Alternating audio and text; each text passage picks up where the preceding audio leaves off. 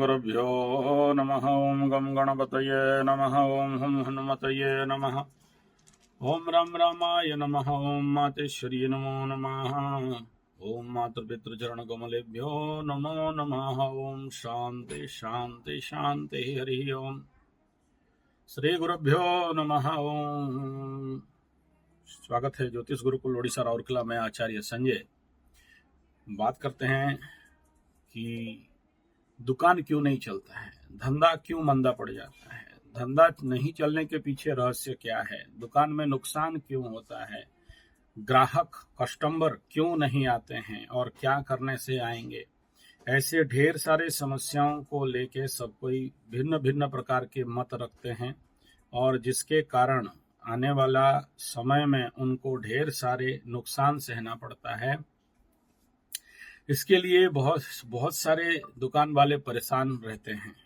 इसके क्या रहस्य है और क्या करने से इस प्रकार का समस्या ठीक होगा। भिन्न भिन्न लोगों के मतानुसार दुकान नहीं चलने के पीछे बहुत सारे कारण बताए जाते हैं और लोगों के मन में भी इस प्रकार के डाउट, शंका बनता है कि दुकान नहीं चल रहा है क्योंकि कोई जादू टोना मंत्र तंत्र जंतर कर दिया है, दुकान नहीं चल रहा है क्योंकि लोग हमारे ऊपर नजर कर दिए, ऊपरी हवा कर दिए, कोई पेश दिया, कोई चला दिया, कोई मुट्ठी मार दिया, कोई काला जादू कर दिया। इस प्रकार के ढेर सारे मनगढ़ंत बातें दिमाग में आते हैं और जिसके लिए लोग परेशान होते हैं और उसके कारण तंत्र मंत्र जंतर जादू टोना वालों के पास जाके ये बांध लो, ये खोल लो, ये उखाड़ लो, ये लगा लो, ये ऐसे करना तैसे करना, उल्टा होके खोलना, सीधा होके खोलना, जब दुकान खोलोगे तो सर नीचे रहेगा, पैर ऊपर रहेगा, इस प्रकार का कई प्रकार के बात बोलते हैं। काला टीका लगा लेना, धुआं दे देना,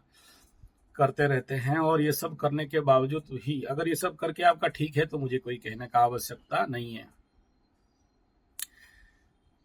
लेकिन ये सब करने के बावजूद भी अगर आपका समस्या है तो कुछ वैज्ञानिक बातें हम लोग अभी विचार करेंगे।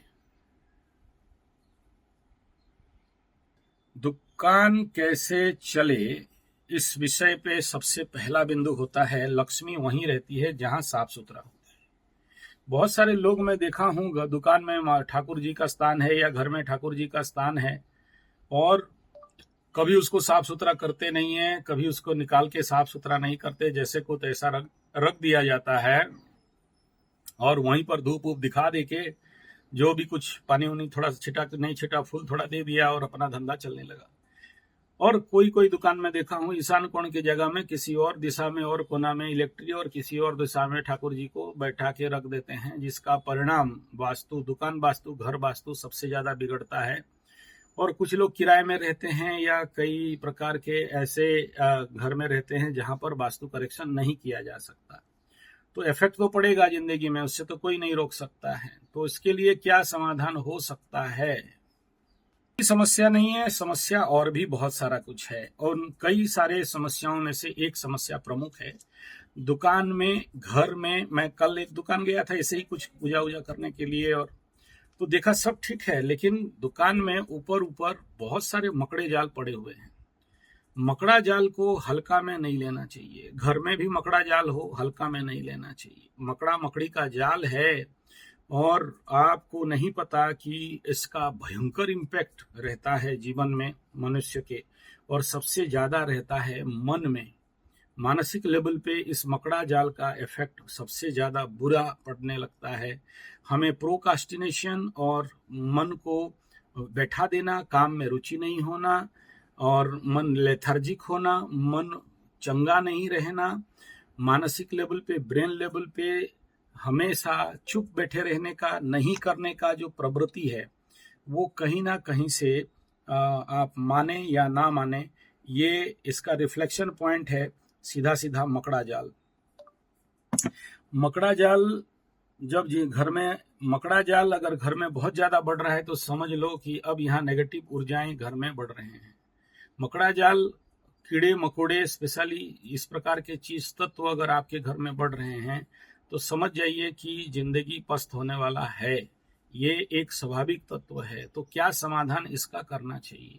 मैं कभी ये नहीं कहूंगा कि आप मकड़ा को जहर दे के पेस्ट कंट्रोल करके मार दीजिए, ऐसा मैं नहीं कह रहा हूँ। हिंसा करना किसी भी जीव के प्रति हमारा फितरत ना था, ना है, ना रहेगा।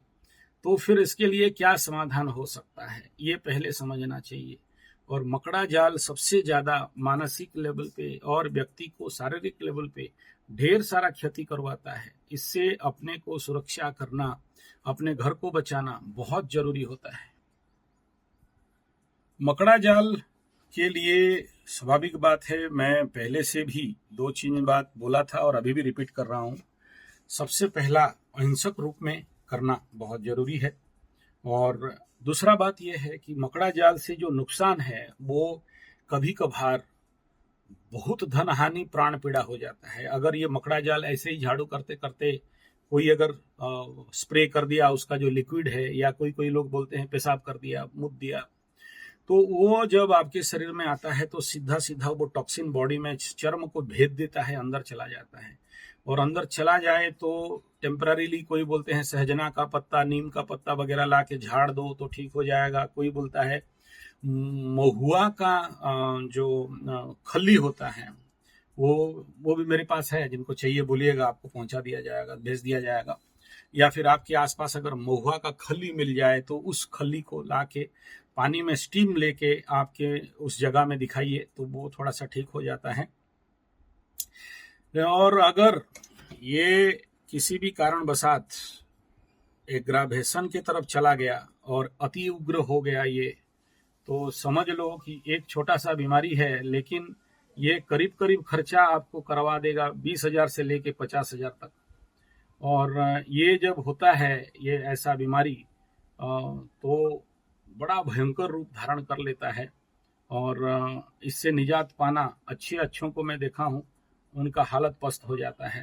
तो इसलिए इसको इतना हल्के में नहीं लेना चाहिए। और सबसे जो इसका खतरनाक पार्ट क्या है, ये अगर आप समझ पाएं तो वो यह है कि सीधा नर्व्स को पकड़ेगा। और एक बार नर्व्स को अगर पकड़ लिया तो फिर इतना दर्द और इतना पीड़ा और इतना मेडिसिन, और डॉक्टर्स बोलते हैं कि कभी कभी 1 महीना से लेके 1 साल तक जाके बीमारी खींच लेता है, लंबा समय तक, और वो ठीक नहीं होता है। और उसका जो सेंसेशन रहता है, बड़ा भयंकर सेंसेशन रहता है। अंदर कोई सुइया चुभने जैसे लगने लगेगा, अंदर कुछ मसल्स हिल रहा है जैसे लगेगा, वो जगह निस्सुन्न हो जाएगा या सेंसलेस हो जाएगा, या ऐसे समझिए कि वो पार्ट फंक्शन नहीं कर रहा है जैसे लगने लगेगा।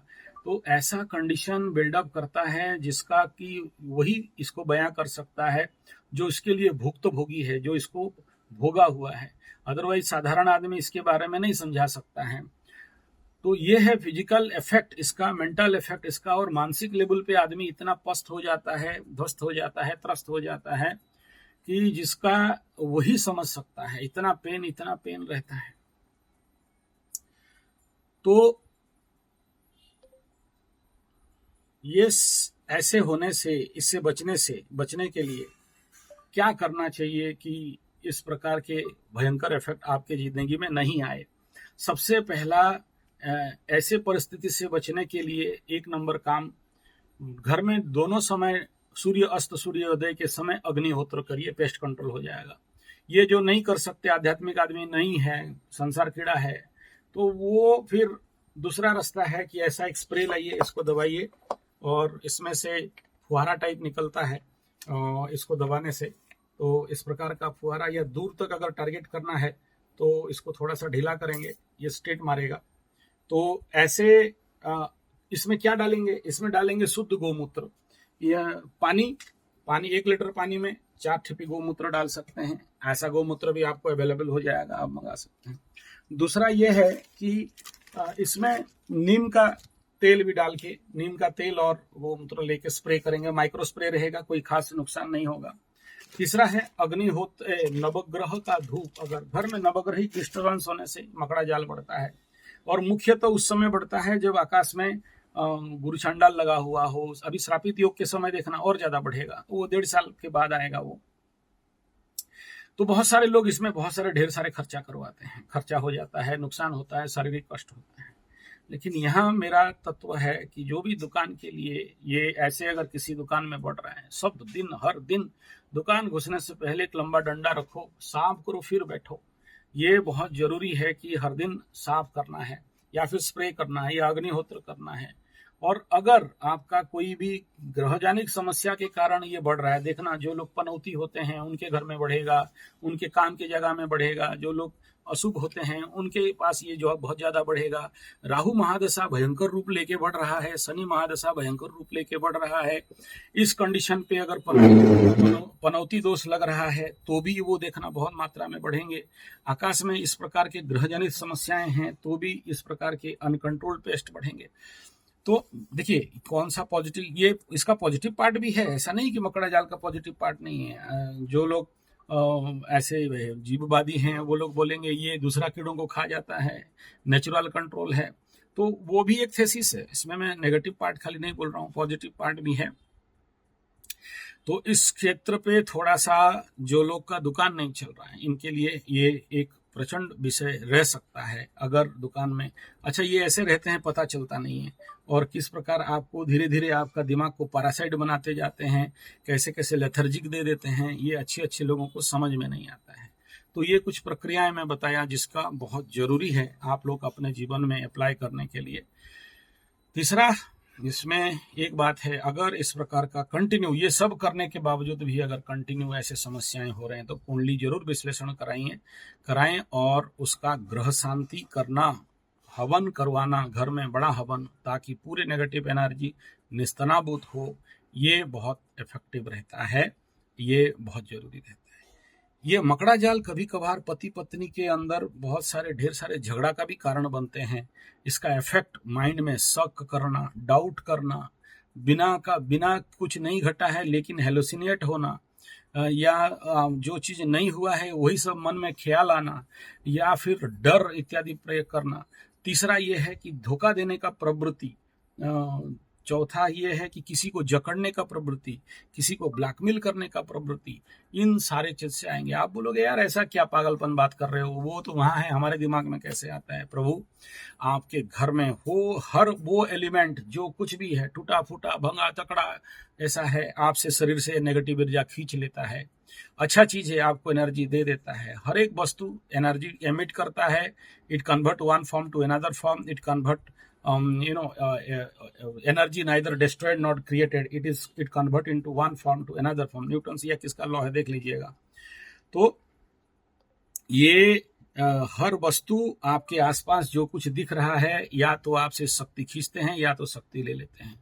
आप देखना बहुत सारे इंटीरियर डेकोरेशन और क्या बोलते हैं उसको, ऊपर में जो छत के नीचे लगाते हैं गर्म नहीं होगा बोल के या सुंदर दिखेगा बोल के, उसके अंदर घुस के देखो इतने सारे मकड़ा का जाल रहेगा इंटीरियर डेकोरेशन के अंदर, और आपको पता नहीं है वो आपको कितना भयंकर हार्म करता है, आपको समझ में नहीं आता है। और धीरे धीरे आपका दिमाग, माइंड, ब्रेन सब कुछ उसके द्वारा हस्त पस्त खस्त त्रस्त होते जाते रहता है, ये समझ में नहीं आता है। और प्रोकास्टिनेशन जैसे समस्या का भी ये एक बहुत बड़ा कारण है।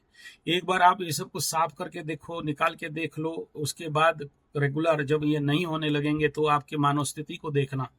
और इस समय जो लोग का भी शनि 7.5 चल रहा है, चाहे मकर, कुंभ, मीन या ढैया जिसका चल रहा है, पर्टिकुलरली कर्क, वृश्चिक या पनौती, तुला राशि, इन लोगों को अगर आप देख सकते हो तो इनके घर के आसपास भी इसका मात्रा बहुत ज्यादा रहेगा, इनके घर के अंदर भी रहेगा। उनको समझ में नहीं आएगा क्योंकि खुद उनके अंदर ये भावना रहता है कि बाद में करेंगे, देख लेंगे, छोड़ो, नहीं होने से क्या होगा, इससे क्या फर्क पड़ेगा। लेकिन फर्क तो पड़ता है जी, और भयंकर फर्क पड़ता है जो व्यक्ति विशेष समझ नहीं पाते हैं। और वो भी एक बहुत बड़ा कारण है धनहीनता का, दरिद्रता का, पैसा का, कमी का, मानसिक तनाव का, घर में झगड़ा का, झंझट का, झमेला का, और कभी कभार निर्णय नहीं ले पाने का जो शक्ति क्षमता है इसी के कारण होता है। देखो मुंबई का लड्डू जो गोल गोल बनता है, देखना एक जगह में चीनी और केमिकल डाल देंगे, उसको घुमाएंगे, वो चारों तरफ उसका जाल फैलेगा, फिर उसको गोल गोल करके खाने के लिए दे देंगे।